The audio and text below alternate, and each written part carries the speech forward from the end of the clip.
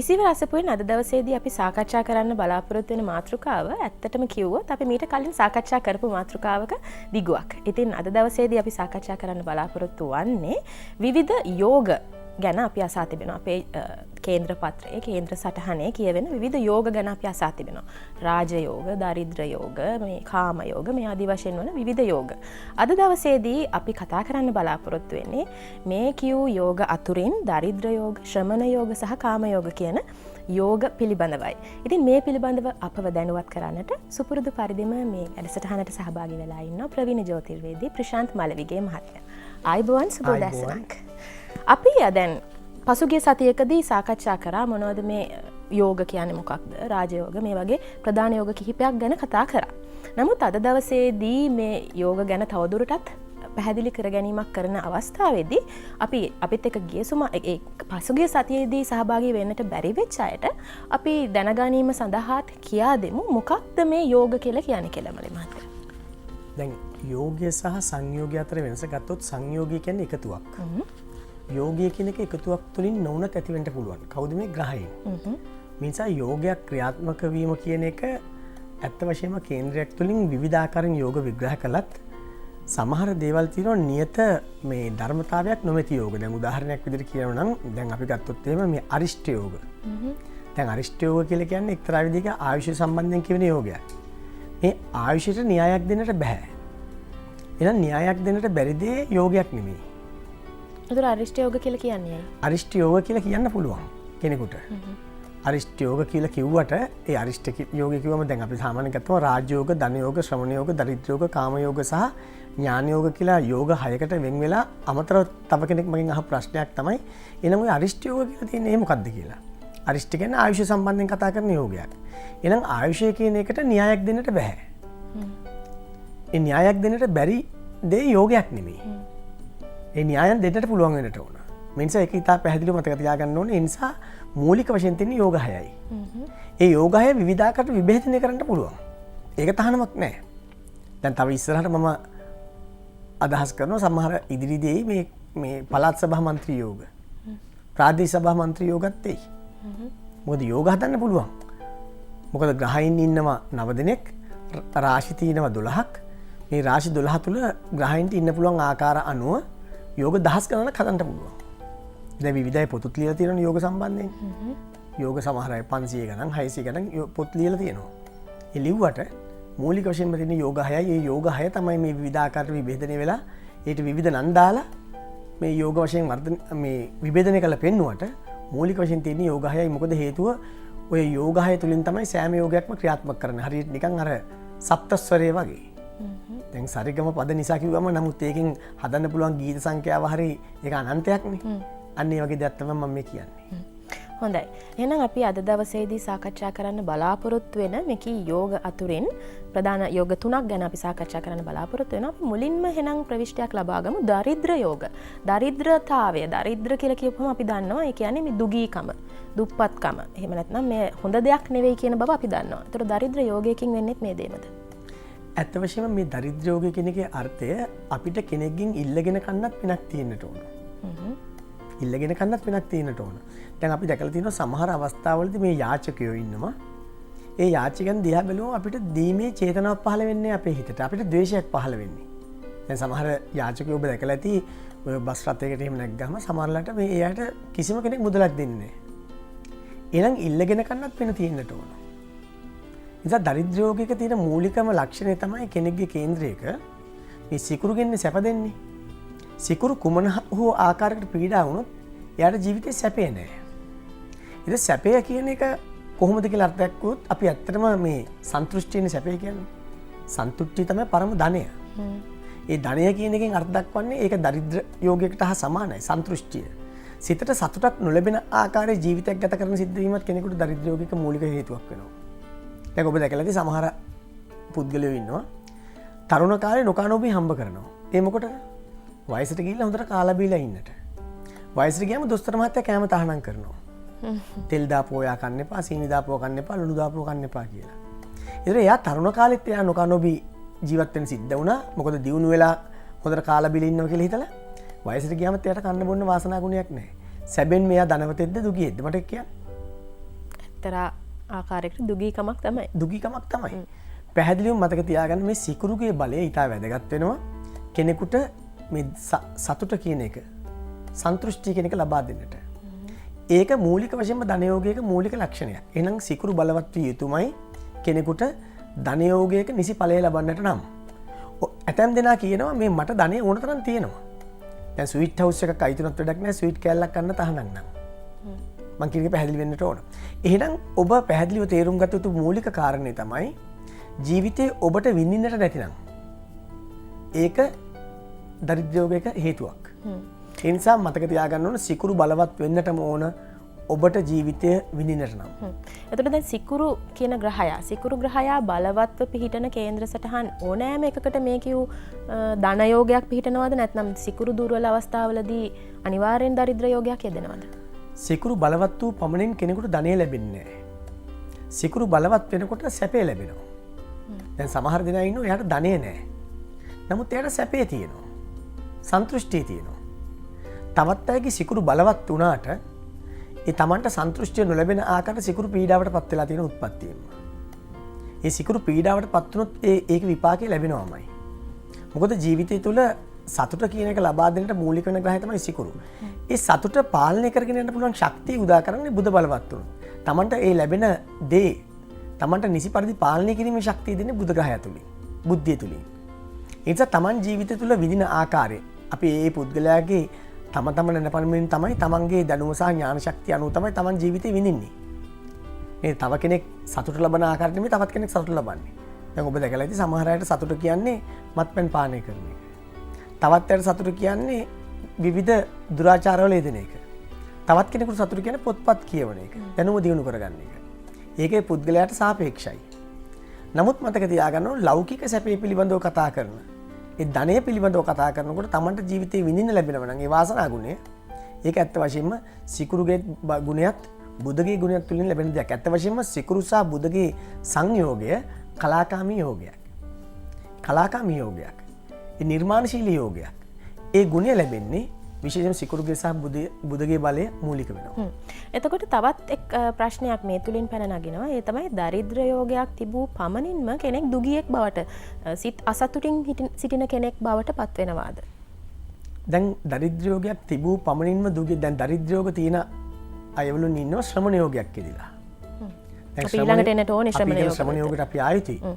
දැන් එහෙම වුණාම අපි දැකලා තියෙනවා සමහර අය ගිහි ජීවිතෙන් ඈත් වෙලා ශ්‍රමණ ජීවිතයක් ගත කළත් ඒ අයට මේ දාන වේලක්වත් ලැබෙන්නේ නැහැ. ඒ ඇතැම් භික්ෂුන් වහන්සේලාට. තවත් භික්ෂුන් වහන්සේලාට ඉතිරි පැතිරි යන දේවල් ලැබෙනවා. තමන්ට ලැබෙන දේවල් තමන්ට පාලනය කරගෙන බැරි තරමට වස්තු සම්පත් දේවල් කනමුණ දේවල් පවා ලැබෙනවා. දානමාන දී පවා ලැබෙනවා. ඉතින් ඒක ලැබෙන්නේ ඇයි හේතුව? ඒ නිසා මතක තියාගන්න දරිද්‍රයෝගයක් තිබූ පමණින්ම කෙනෙකුට දුප්පත් වෙනවද කියන එක ප්‍රශ්නයක් වශයෙන් ඇහුවොත් තමන්ට ජීවිතේ විඳින්න දෙන්නේ නැහැ. අන්න ඒකයි තියෙන මේකේ වැදගත් ලක්ෂණය. දැන් ඇතැම් දෙනා මිල මුදල් උපයනවා තමන්ට නෙමෙයි අනුන්ට. සමහර දෙනා මිල මුදල් උපයන්නේ අනුන් වෙනුවෙන්. ඒ උපයලා තියලා තමන් මරණයටපත් වෙනවා. නමුත් ඒකේ වාග්ය සහ වාසනා ගුණ විඳින්නේ තවත් කෙනෙක්. ඒ නිසා මෙතනදී මේ ඇතැම් දෙනා දරිද්‍රයෝගෙන් උත්පත්ති ලැබලා මිල මුදල් උපයලා ඒ මිල මුදල් භුක්ති විඳින්න නැතුව තව කෙනෙක් වෙනුවෙන් තියලා මරණයටපත් වෙලා යනවා. ඔබ දැකලා සමාජය තුල එහෙම අය ඉන්නවා. ඇත්ත වශයෙන්ම මේ අය දරිද්‍රයෝගෙන් උත්පත්ති ලැබලා තියෙන්නේ. නමුත් පෙනුමට තියෙනවා අර මම අර කලින් කිව්වා වගේ ස්වීට් හවුස් එකක් අයිතිකාරයෙක් වගේ ස්වීට් කන්න තහනම්.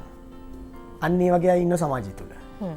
හොඳයි. ජ්‍යොතිර්විද්‍යාත්මකව කොයි ආකාරයෙන්ද මේ යෝග යන සංකල්පය පැහැදිලි කරගන්නේ කියන වගයි අද දවසේදී අපි ඉසිවර අසපුවෙන් සාකච්ඡාවට බඳුන් කරන්නේ. ඉතින් තවත් යෝග දෙකක් පිළිබඳ ප්‍රධාන වශයෙන් අපි පැහැදිලි කරගන්නට සූදානම්ින් ඉන්නේ. නමුත් ඊට මත්තෙන් පුංචි විරාමයක් ගන්නයි සූදානම් වෙන්නේ. රැඳී සිටින්න වින්දනීය උදෑසන සමගින්.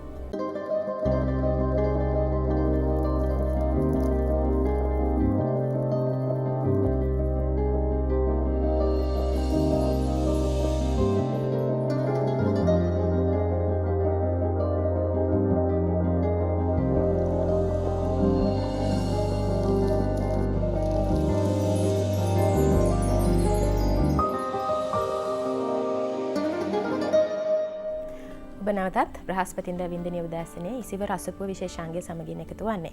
අද දවසේදී අපි සාකච්ඡා කරමින් සිටියේ විවිධ යෝග ඔබේ ග්‍රහ පිහිටීම, ග්‍රහචාරය, ජ්‍යොතිර් විද්‍යාත්මක ඔබේ කේන්ද්‍ර සටහනට අනුව කොයි ආකාරයෙන්ද යෙදෙන්නේ කියන වගේ පිළිබඳව. අපි පැහැදිලි කරගත්තා දරිද්‍ර යෝග පිළිබඳව. ඒ වගේම ඒ අතරේදී කියවුණා ශ්‍රමණ යෝග පිළිබඳවත්. අපි ඒක නිසාම ශ්‍රමණ යෝග කියන්නේ මොකක්ද කියලා පැහැදිලි කරගෙන යමු. ශ්‍රමණ යෝගය කියන එකේ අර්ථය ලෞකික සැපයෙන් බැහැරව තමන් ආධ්‍යාත්මික දියුණුවක් කරා යොමු කරන ශක්තියට. ඒ ශක්තිය නියෝජනය කරන ග්‍රහ බලයට තමයි ශ්‍රමණ යෝගයක් වශයෙන් අර්ථයක් වන්නේ. ඇත්ත වශයෙන්ම මේ ශ්‍රමණ යෝගයේ තියෙන ආකාර කිහිපයකට වෙන් කරලා එකක් තමයි සැබවින්ම ගිහි සැප ඇතෑරලා දාලා මේ ප්‍රවෘජ්‍ය ජීවිත නැත්නම් පැවිදි ජීවිතයට පත්වීමේ යෝගය ශ්‍රමණ යෝගය. තවත් පිරිසක් ඉන්නවා ගිහි ශ්‍රමණයෝ වශයෙන්. අපි අනගාരിക කියලා කියන්නේ. එයා ගිහියෙක් විදියට ජීවත් වුණාට එයා ජීවත් වෙන්නේ ශ්‍රමණෙක් විදියටයි. ඒකට කියනවා අනගාരിക යෝග කියලා. තවත් අය ඉන්නවා ගිහි ජීවිත තුළ ඉඳිමින්ම ජීවත් වෙනවා ශ්‍රමණෙක් ආකාරයට. එසේනම් මේක ආකාර තුනක්. නිතරම මතක තියාගන්න බරපතල විදියට පාපයන්ගෙන් ගහනව හත්වන්න පීඩා වෙලා තිබුණොත් එවැනි අයට ගිහි සැපේ අතහැරලා දාලා ලෞකික ජීවිතයෙන් බැහැරව ගියාට ඒ ජීවිත වල නිසංග වශයෙන් දිගට ඉන්න අවස්ථාව උදා කරන්නේ නැහැ. ඒ සඳහා මූලික වෙන ප්‍රධාන ග්‍රහය තමයි සෙනසුරු ග්‍රහයක් කෙනෙක්. අනෙක් ග්‍රහය තමයි ගුරු ග්‍රහය බ්‍රහස්පති. ගුරුට අපි කියනවා සාමාන්‍ය ලෝක උත්තර ග්‍රහය, ලෝකෙන් ඈතර කරන ග්‍රහය. සෙනසුරු ග්‍රහයට කියනවා ලෞකික අනිෂ්ට ග්‍රහය, ලෞකිකත්වයට බාධා කරන ග්‍රහය.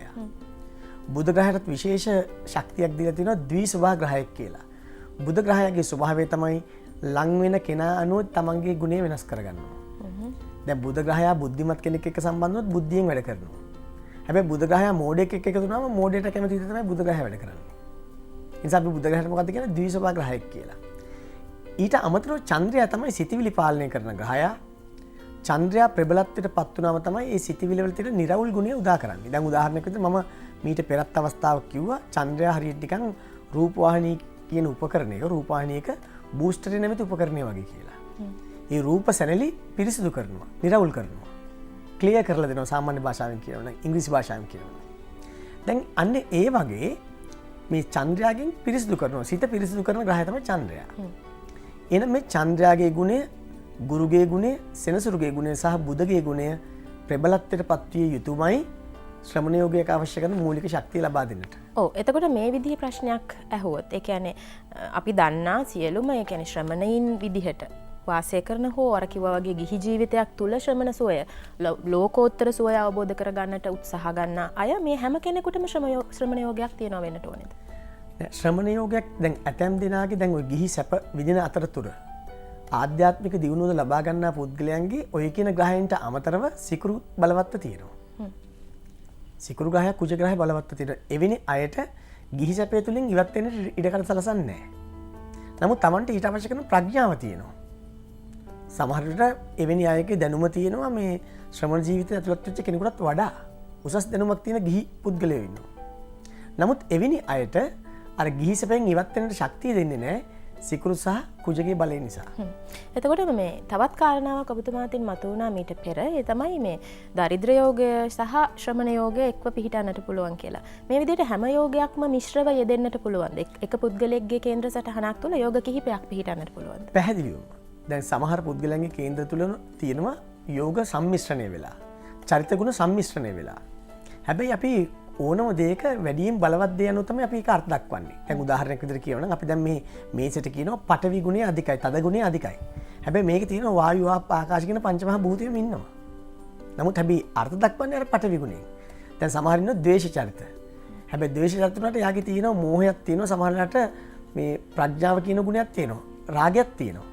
නමුත් වැඩිපුර තියෙන ද්වේෂය නම් අපි යා ද්වේෂ චරිතයක් වශයෙන් තමයි අර්ථ දක්වන්නේ. එහෙනම් වැඩිපුර ගුණය කියවෙන චරිතයට අනුරූපව තමයි මේ පුද්ගලයාව අපි සලකන්න පුරුදු වෙන්නේ.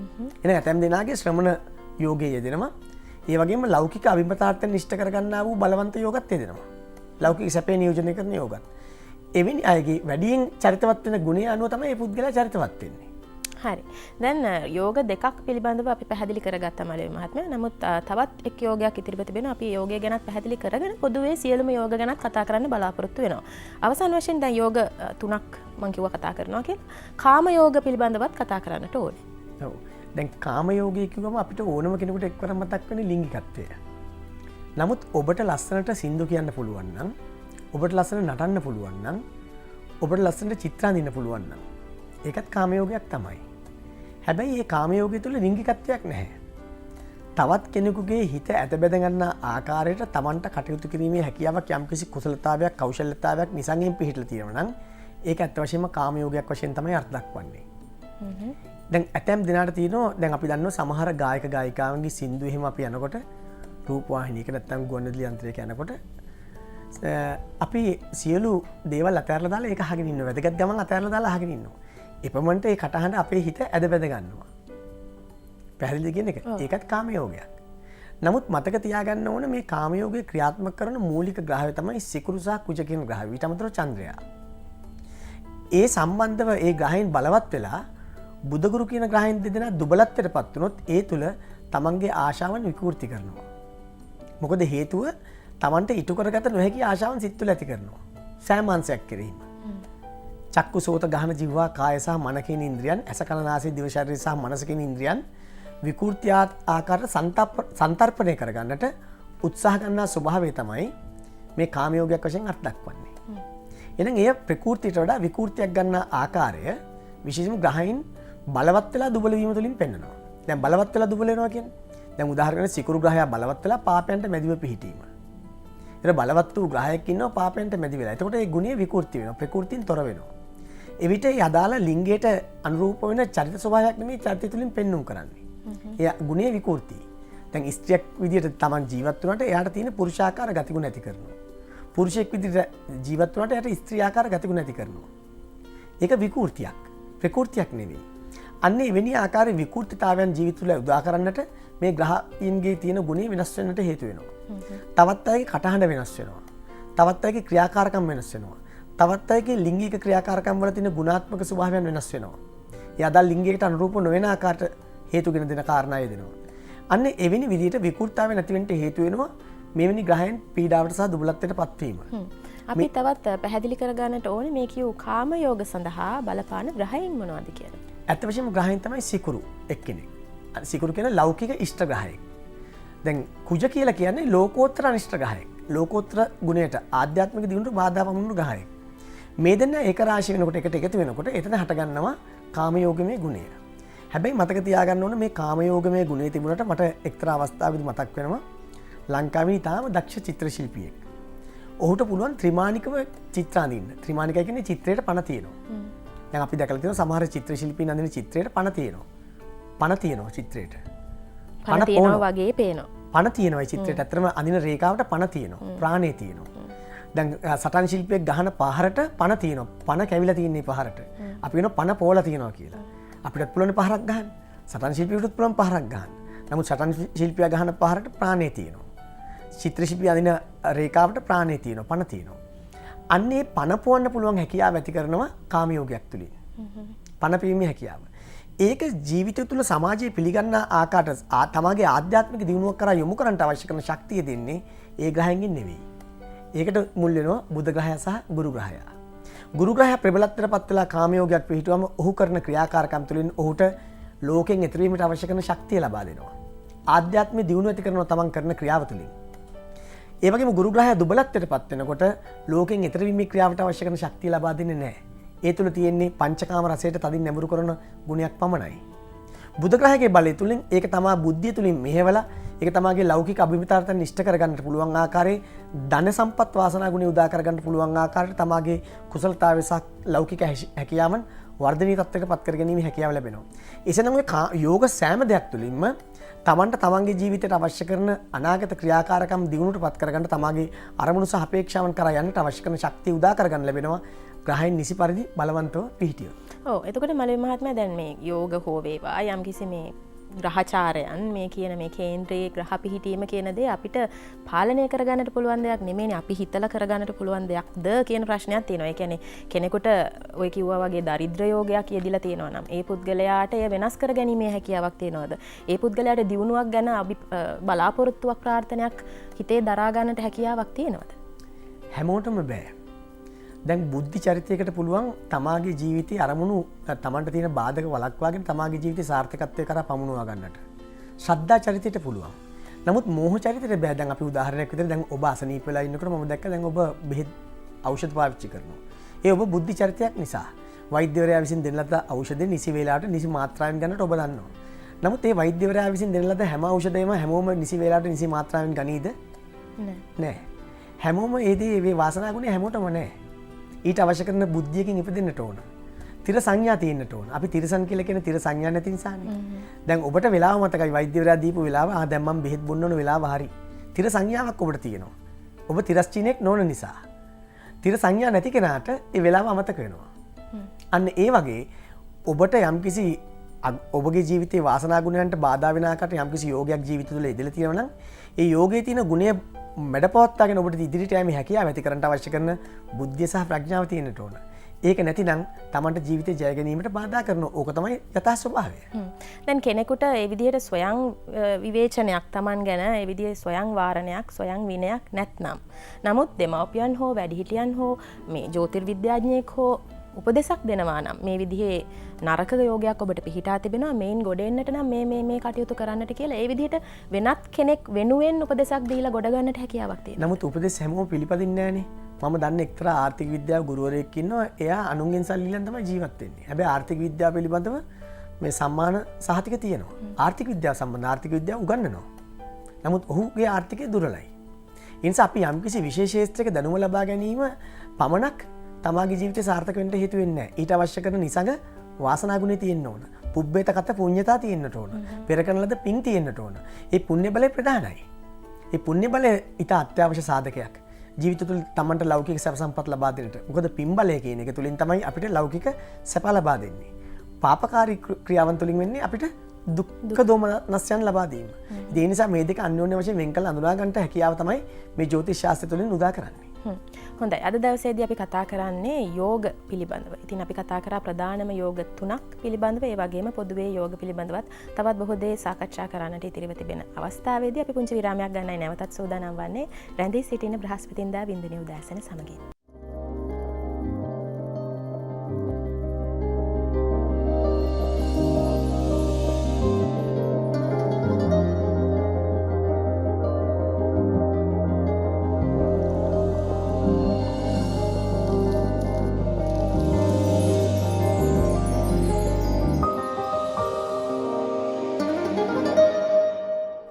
ඉසිවර අසපුවෙන් අපි විවිධ මාතෘකා ඔබේ ජීවිතයට වැදගත් වන විවිධ මාතෘකා ජ්‍යොතිර්විද්‍යාත්මකව පැහැදිලි කරනවා. ඉතින් අද දවසේදී ජ්‍යොතිර්විද්‍යාත්මක මාතෘකාවක් ඔබේ ජීවිතයට වැදගත් වන්නේ කොයි ආකාරයෙන්ද කියන එක පිළිබඳවයි පැහැදිලි කරගනිමින් හිටියේ. අපි කතා කළේ යෝග පිළිබඳව. ඉතින් මලවි මහත්මයා දැන් මේ රාජයෝග ගැන කතා කරන්නේ පසුගිය සතියක. ඒතර රාජයෝගයක් කියලා කියන්නේ ඊටමත් බලවත් යෝගයක්. ඔබ සඳහන් කළ අයුරට ඊටමත් බලයක් මේ සමාජයෙන් පිළිගැනීමක්, බලයක්, ප්‍රමුඛතාවක්, නායකත්වයක් ලැබෙන්නට හේතු වාසනා වන යෝගයක් තමයි රාජයෝගයක් කියන්නේ. ඒතර මේ කියන රාජයෝගයක් සමගින් මිශ්‍රව යෙදෙන්නට පුළුවන් කියවනේ තවත් යෝග, දාරිද්‍ර යෝගයක් හෝ ශ්‍රමණ යෝගයක් හෝ රාජයෝගයේ සමගින් යෙදුනොත් මොන වගේ ප්‍රතිඵලයක් ලැබෙයිද? ඇත්තම එහෙම අවස්ථාවක් තියෙනවා මේ අපේ සර්වඥතා කේන්ද්‍රයේ. අර ගුරුහාමි ගොසින් වැටුණයි කකුළුවලේ. කකුළුවල කියන්නේ කටක රාශිය ගුරු ග්‍රහය උච්ච වෙලා ඉන්නවා අපේ ලෞතර බුදුන් වහන්සේගේ කේන්ද්‍රය තුල. හඳහාමි බඩු කිරුවයි වෙළඳ පොලේ. ඒක චන්ද්‍රයා ඉන්නවා තුලා රාශියේ. රතුහාමි හත ගැහුවයි මෝරවලේ. රතුහාමි කියලා කියන්නේ අඟහරු ඉන්නවා මකර රාශිය උච්ච වෙලා. කළුහාමි පය බින්දගෙන වැටුණු කලේ. කලේ කියලා කියන්නේ කුම්භ රාශිය ඉන්නවා සෙනසුරු ග්‍රහයා. සැටරස් දිනේ එළුගාලේ වැටිච්චි මනමාලයා මාළුකුඩට යට වෙච්චි මනමාලයා කියලා කියන්නේ සිකුරු. සිකුරු ග්‍රහයා ඉන්නවා මේ මීන රාශියේ. පැහැදිලි. වනමැද ගොස් බබසුරහ එක් වෙච්චි මෙවැනි දිනක ඉපදුණු බුදු අප්පොච්චි. මේ බුදු රජන් වහන්සේගේ සර්වතා කේන්ද්‍ර පිළිබඳව තමයි මම මේ කතා කරේ. එහෙනම් ඒ කේන්ද්‍ර සටහන තුල තියෙනවා රාජයෝගයක් තියෙනවා ශ්‍රමණ යෝගයක් තියෙනවා දරිද්‍ර යෝගයක් තියෙනවා. මේ යෝග ඔක්කොම සම්මිශ්‍රණ වෙලා තියෙනවා. ඒක වෙන්නේ දසාකාලයත් එක්කයි. තමන්ගේ දසාකාලය ලැබනකොට ග්‍රහයගේ දසාකාලය ලැබනකොට ඒ අදාළ කර්ම විපාක ලැබෙනවා. එහෙනම් දසාකාලය කියන එකත් ඉතා වැදගත් සාධකයක් පුද්ගලයෙක්ට ජීවිතේ ලෞකික සැප හෝ දුක ලබා දෙන්නට. ඒක ඉතා පැහැදිලි ක්‍රියාකාරකමක්. දැන් ඇත්ත වශයෙන්ම රාජයෝගිකෙන් ලැබෙන්නේ මොනවද පුද්ගලයෙක්ට? ධනෙ ලැබෙනවා. බලය ලැබෙනවා. ඥානෙ ලැබෙනවා. දැන් මට ඔබගේ අතේ තියෙන යම් දෙයක් ගන්නට අවශ්‍ය නම් අපි හිතමු ඔබගේ අතේ යම්කිසි වටිනා මාලයක් තියෙනවා කියලා. මට ඔබගෙන් ඉල්ලන්න පුළුවන් එක මට අවශ්‍ය නම් නොවටිනා ගානකට. මට ධනෙ තියෙනවා නම්. මං කියනවා ඔබට මං කෝටියක් දෙන්නම් මට දෙනවද? ඔබේ කල්පනා කරන මේක කෝටියක් වටින් නෑන මම මේක මෙයාට දෙනවා. දෙවනික මට බලය තියෙන මට ඔබකින් බලෙන් ගන්න පුළුවන් මේක දැන් බලය පුද්ගල හෙම ගන්න අවස්ථාව සමාජ තුළ ඇකලා තියෙනවා හලතිනවා කෙනෙකුට රාජ්‍යෝගක තියෙන ශක්තිය තමයි අත්පත් කරගන්න පුළුවන් ශක්තිය දැන් අපි දකලති අහලා තියෙන මේ රොබොට් නොක්ස්ගේ එදා හිලදව පොතේ දැන් ඔබගේ යම්කිසි පුද්ගලයගේ වත්තක මේ රස අඹගහක් තියෙනවන ඒ ගෙඩි රසනන් ඒ අඹගහ වට කරලා මේක රජ්ජුරුවන්ගේ පරිභෝජනය පිණිසයි කියලා ඉන් පස රජ්ජුරන්ටම එක තියෙන එක කාටවත් අඹ අල්ලන්නට බෑ ඇබේක ඔබගේ ඉඩ මෙන්න පුළුවන් එනම් එතන තියෙන මොකක්ද බලය බලය එන රාජ්‍යෝගක තියෙන විශේෂ ශක්තියක් තමයි බලය සංඥානය ඔය තුන ඒකරාශිලා තිබුණොත් තමයි පුද්ගලෙක්ට රාජ්‍යෝගය පවත්වා ගන්නට පුළුවන් වෙන්නේ බුද්ධිය තිබුණොත් නැත්තම් අර ජසලාදක තිස්ස කතාව වගේ දොරටුපාලය රජ වෙනවා එන බුද්ධිය නැතිව ධනය සහ බලය තිබුණොත් ඒ පුද්ගලයාගේ එක නරක දසාව ආපුගම ඉක්මනින් ගිලිලා යනවා නමුත් ඊට අවශ්‍ය කරන බුද්ධියෙන් යම්කිසි පුද්ගලයෙක් ඉපදලා තියෙනවා නම් මම අර කලින් කිව්වා වගේ බුද්ධි චරිතයක් නම් ඒ පුද්ගලයාට අපල කාලයක් ආවත් ඒක පාලනය කරගෙන යටපත් කරගෙන තමාගේ තියෙන යම් කුසලතාවයන් සහ කෞශල්‍යතාවයන් තුළින් ඒ ගුණය ආරක්ෂා කරගන්න පුළුවන්. දැන් ඇතැම් පුද්ගලයන්ට ඒ හැකියාව නැහැ. ඒ කුසලතාවය නැහැ. ඒතර එක්තරා කාලයකදී තමන්ට සැප ලබා දෙනවා තව කාලයකදී දුක් ලබා දෙනවා. අන්න ඒක තමයි ඒකේ ස්වභාවය.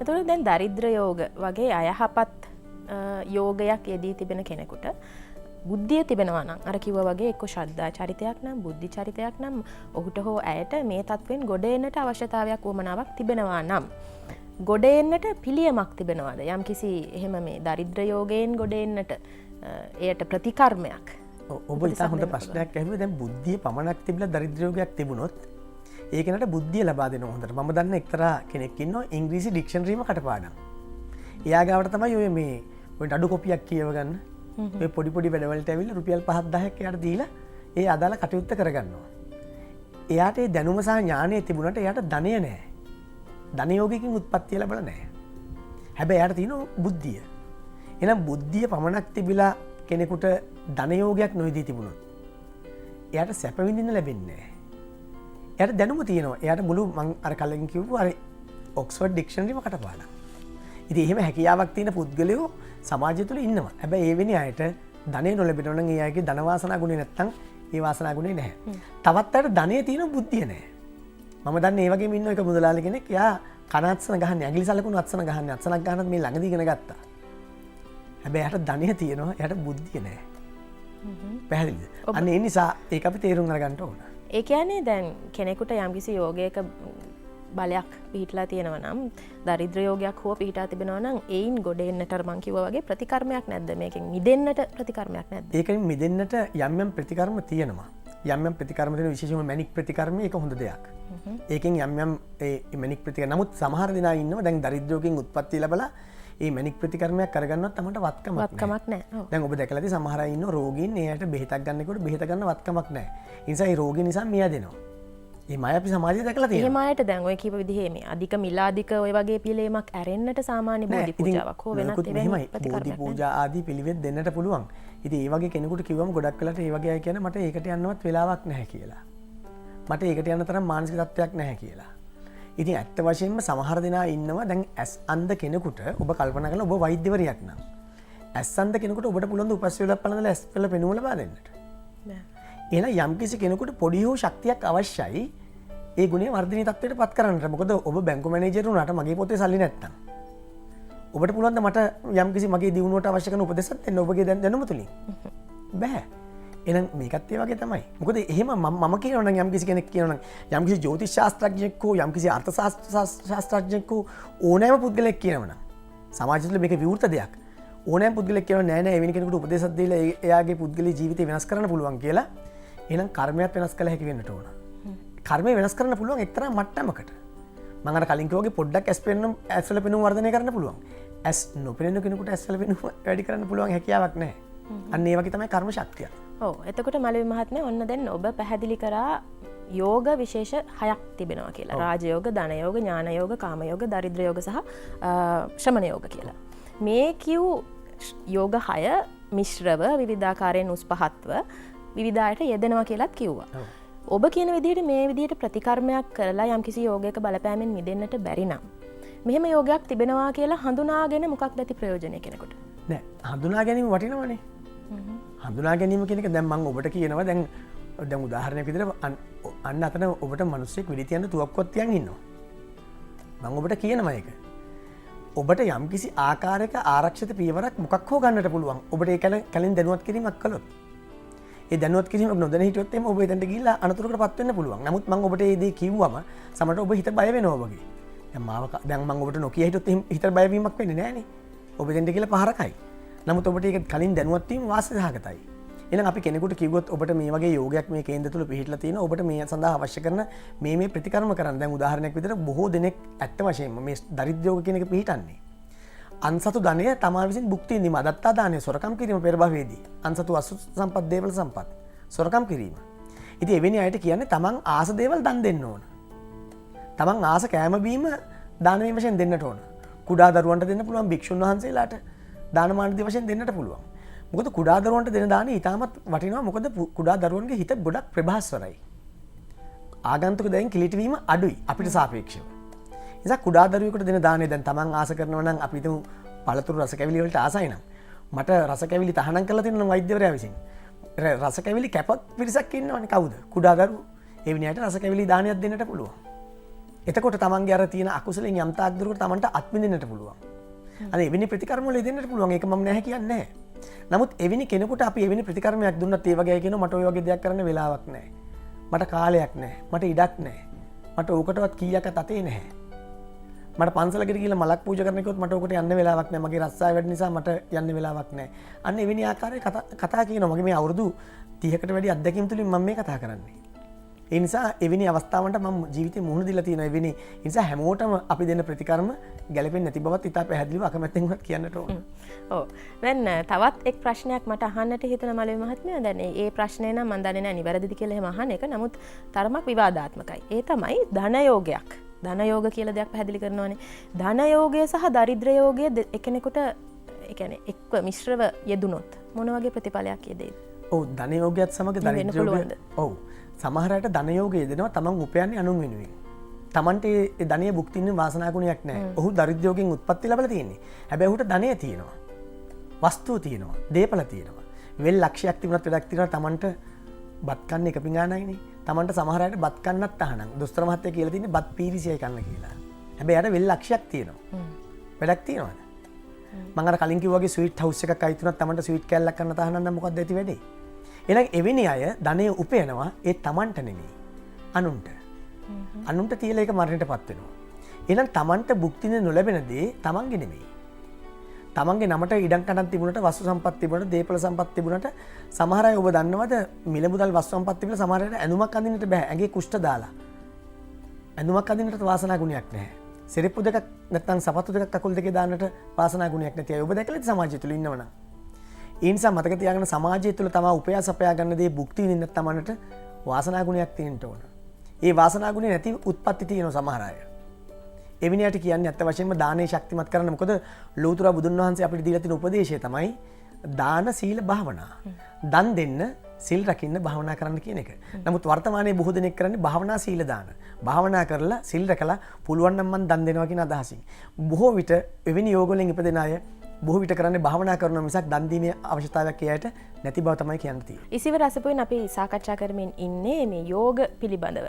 දැන් ගෙවිලා යනවා කාලයක් ඒත් අපිට තවත් අහන්නට දේවල් ඉතිරි වෙලා තිබෙනවා. මේ තවත් දෙයක් මට දැනගන්නට ඕනේ මලේ මහත්මයා. ඒ තමයි මේ යෝග කියලා දැන් අපි පැහැදිලි කරන්නේ 6ක් පිළිබඳව. මේ කියු යෝග හැම කේන්ද්‍ර සටහනකම පිහිටනවද? හැමෝටම යම් කිසි යෝගයක් පිහිටනවද? අනිවාර්යයෙන්ම අඩු වැඩි වශයෙන් පිහිටනවා. මොකද සමාජය තුළ ඉන්න ඕනෑම පුද්ගලයෙකුට රාග, ද්වේෂ, මෝහ, බුද්ධි, විතක්ක, ශ්‍රද්ධා කියන චරිතයකට අයිති වෙනවා. ඊළඟ ඔය යෝගත් එක්තරා විදියක යම් කිසි ආකාරයකට පුද්ගලයන්ට පිහිටනවා.